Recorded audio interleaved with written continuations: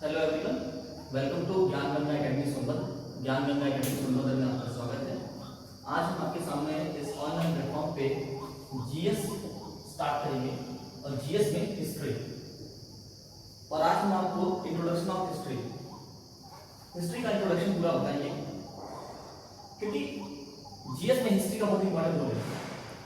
History का question direct basis पे होता है और इसका बहुत ही किसी भी पेपर को क्वालिफाई करने में इंपॉर्टेंट रोल होता है। जनरल साइंस में इवन आप यूपीपीएससी कोई भी पेपर लिखते हैं तो उसमें ऑप्शन के पेपर में बहुत इंपॉर्टेंट इसका रोल है। अपनी बात को आगे रखते हुए मैं आपके सामने इस हिस्ट्री को रखता हूँ। आखिर हिस्ट्री है क्या?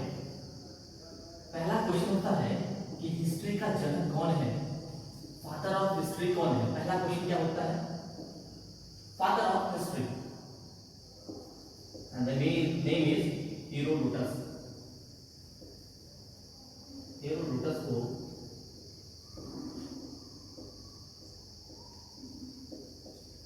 हेरोडोटस को हिस्ट्री का जनक कहा गया है।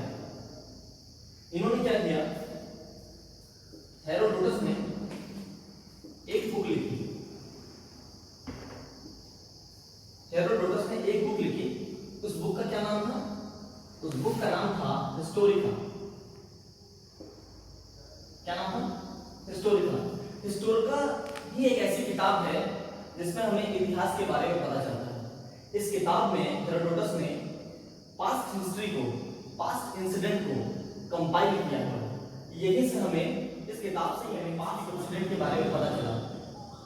हेरोडोटस ने सारी पास्ट इंसिडेंट को, सारी पास्ट की घटनाओं को इस किताब में कंपाइल किया था, जहां से हमें पता चला। एक चीज और, एक क्वेश्चन होता है कि हेरोडोटस थे कहां के? हेरोडोटस आपके ग्रीस के रहने वाले थे। ग्रीस, जिसको हम हिंदी में यूनान कहते हैं। मैं बार बार आपसे कह रहा हूं कि हिंदी थोड़ी बीच में। कहां के रहने वाले थे? ग्रीस के रहने वाले थे हेरोडोटस। और एक चीज और, आखिर ये जो वर्ड है हिस्ट्री, ये कहां से लिया गया? हिस्ट्री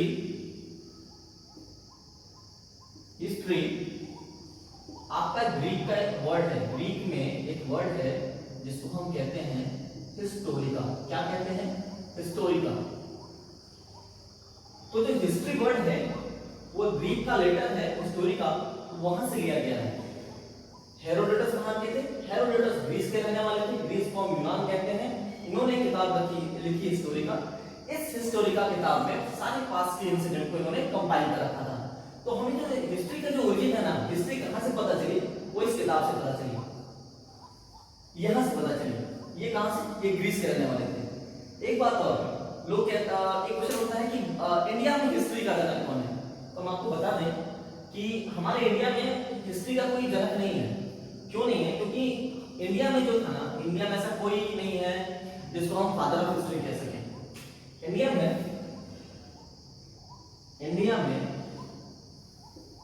भारत की जो मैं बात कर रहा हूं,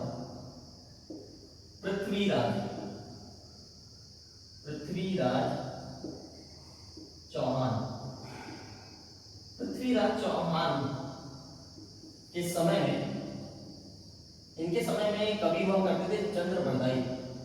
कौन? चंद्रबरदाई। तो इंडिया में अगर पूछा जाए हिस्ट्री का जनक कौन है, तो इंडिया में से हिस्ट्री का कोई जनक नहीं है। इंडिया में पृथ्वीराज चौहान के समय में, किसके समय में? पृथ्वीराज चौहान के समय में कवि हुआ करते थे चंद्रबरदाई। चंद्रबरदाई ने एक किताब लिखी जिसका नाम है पृथ्वीराज रासो।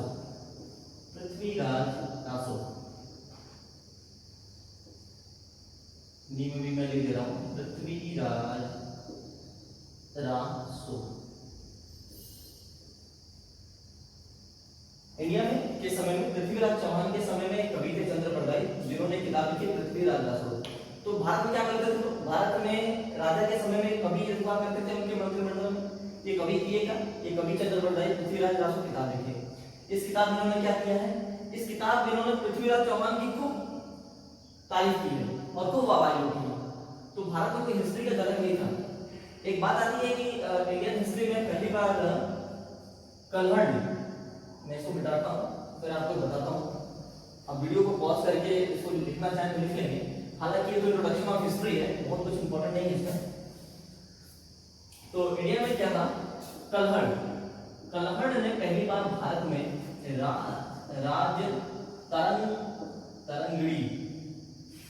राज तरंगड़ी, हिंदी में लिखा है, मैंने इंग्लिश में लिख देता हूं मैं।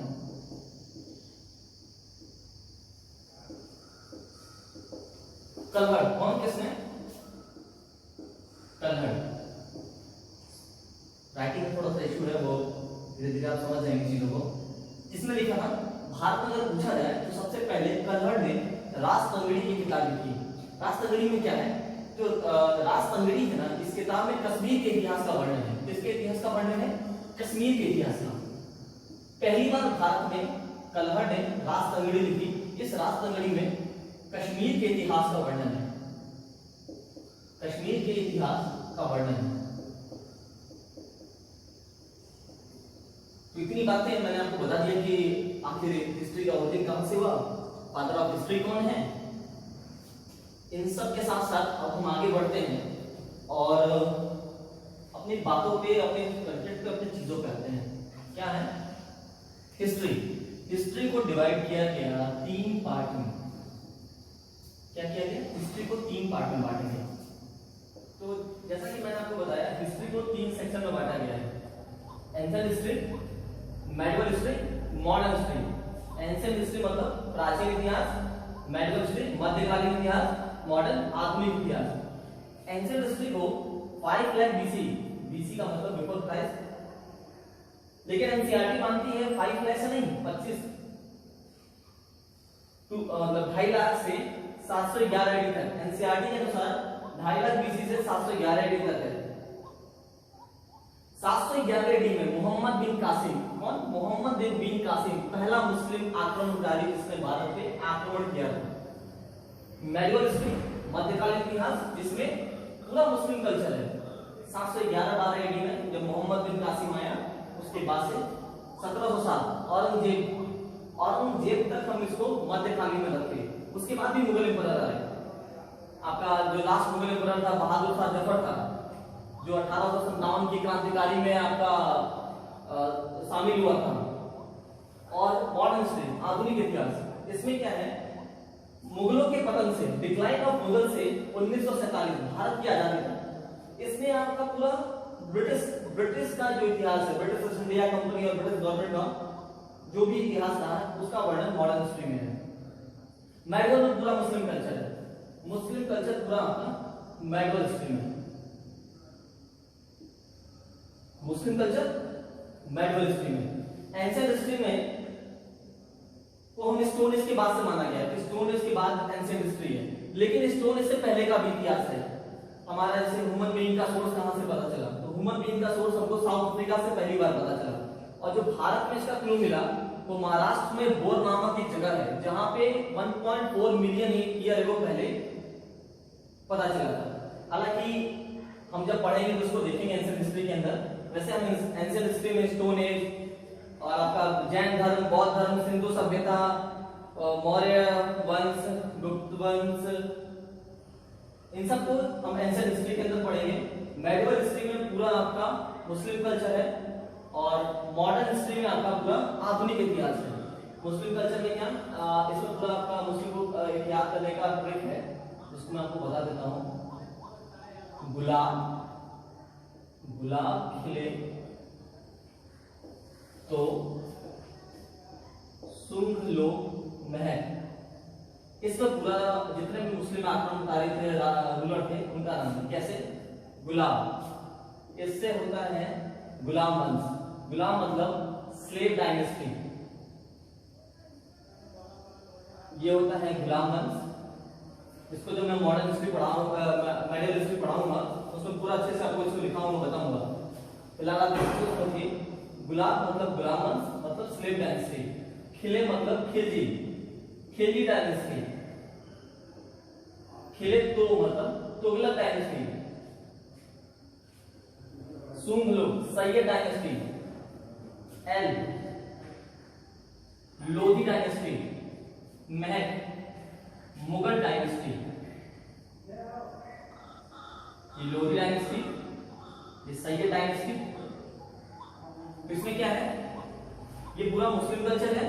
और मुस्लिम कल्चर में क्या जितने भी मुस्लिम थे जिन्होंने भारत का राज किया, जैसे गुलाम से गुलाब खिले तो सुंगलो महक, गुलाम मतलब गुलाम वंश, स्लेव डायनेस्टी, खिले मतलब खिलजी वंश, खिलजी डायनेस्टी, तो सुंगलो महक, सुंग मतलब सैयद डायनेस्टी, लो मतलब लोधी डायनेस्टी, महक मतलब मुगल डायनेस्टी।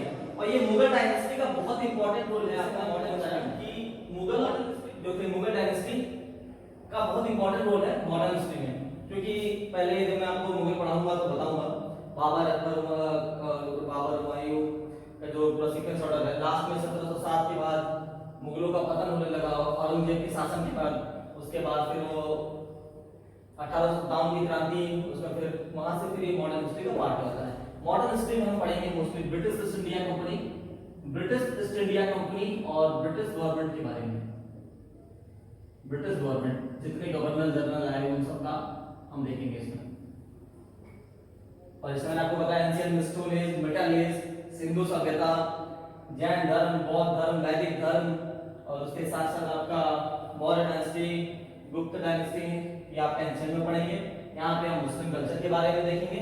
मुस्लिम कल्चर में आपके जितने भी मुस्लिम रूलर हुए, और पहला मुस्लिम आक्रमणकारी जिसने भारत का आक्रमण किया मोहम्मद बिन कासिम, जो 1711 ईस्वी में भारत के मोहम्मद बिन कासिम ने भारत पे आक्रमण किया था। उसके बाद वहां से पूरा मुस्लिम कल्चर आया। मुस्लिम कल्चर को याद करने का सबसे आसान तरीका है गुलाब खिले तो सुंगलो महक। गुलाम मतलब गुलाम वंश, स्लेव डायनेस्टी, खिले मतलब खिलजी डायनेस्टी, तो मतलब तुगलक डायनेस्टी, सुंग मतलब सैयद डायनेस्टी, लो मतलब लोधी डायनेस्टी, महक का मतलब मुगल डायनेस्टी। तो हम आपको ये कहना चाह रहे हैं कि हम एंशिएंट हिस्ट्री को 3 पार्ट में नहीं पढ़ेंगे। क्यों नहीं पढ़ेंगे? हम इसको दूसरी तरह से पढ़ेंगे। क्यों पढ़ेंगे? उसका बहुत इंपॉर्टेंट रोल है। इतनी चीजें आपको समझ में आई होंगी, और जब हम पढ़ाएंगे तो और अच्छे से समझ में आएंगी। और हमारा आपका एक ही रिश्ता है, संकल्प हमारा, भरोसा आपका, और इसी के साथ हम इन सब चीजों को कंप्लीट करेंगे। हम पढ़ेंगे मुगल वंश से। कहां से स्टार्ट करेंगे? एक पार्ट पढ़ेंगे मुगल वंश।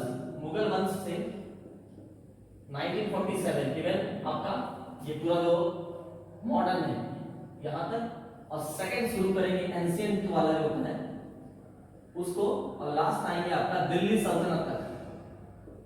दिल्ली सल्तनत, दिल्ली सल्तनत पढ़ेंगे 2 पार्ट में। क्यों?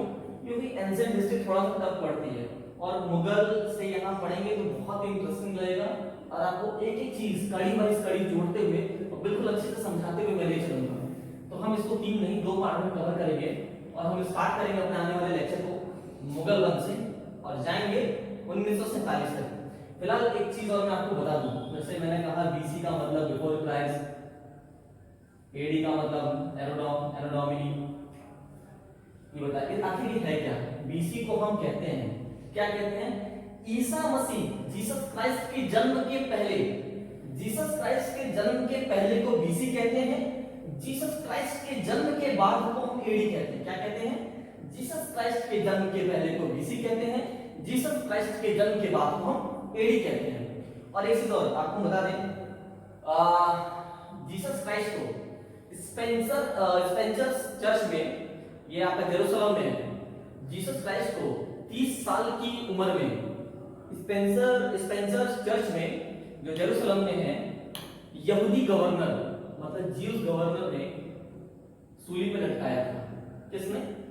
जीसस क्राइस्ट को 30 साल की उम्र में स्पेंसर चर्च में यहूदी गवर्नर ज्यूस गवर्नर ने 30 साल की उम्र में सूली पे लटकाया था। तो बाकी हम इसको करेक्ट करेंगे। आज हमारा इंट्रोडक्शन था, और हमने आपको इंट्रोडक्शन के बारे में जो बताया समझाया, और इसके बाद हम अगले लेक्चर से मुगल डायनेस्टी से अपनी चीजों को स्टार्ट करेंगे। और हम आपसे उम्मीद करते हैं, आप पे भरोसा दिखाते हैं, संकल्प हमारा, भरोसा आपका। आप हमारे इस ऑनलाइन प्लेटफॉर्म, इस ऑनलाइन चैनल को ज्ञान गंगा एकेडमी सोनभद्र को सब्सक्राइब करें, शेयर करें, और जरूर देखें, क्योंकि मैं आपके साथ एक पूरा भरोसा दिखाता हूं कि आप यूपीपीएससी, इवन यूपीएससी के प्री के लेवल की 80% कंटेंट प्रॉमिस है मेरा, आपका 80% कंटेंट मैं कवर कर जाऊंगा। सिर्फ आपको मेंस के लिए मेहनत करनी होगी। आप हमारे इस पूरे कंटेंट को देखें, 80% मैं कवर कर जाऊंगा। एक एक चीज और अगर कई बार क्या होता है कि जब मैं पढ़ाता हूँ तो हर चीजें मैं बोर्ड पे नहीं लिख पाता हूँ, नहीं लिखता हूँ, कुछ चीजें वर्ड्स में रहती हैं, जैसे कुछ लिंकअप कहानियां हैं, वहां से भी क्वेश्चन आता है। तो जब आप हमारे साथ जुड़ते चलेंगे और आपका प्यार हमें मिलता चला जाएगा, हम आपको विश्वास करिए, रखिए हम पे, फुल्ली नोट्स भी प्रोवाइड करेंगे, वो भी बेटर कंटेंट के साथ, इन्हीं चंद शब्दों के साथ। Thank you, welcome.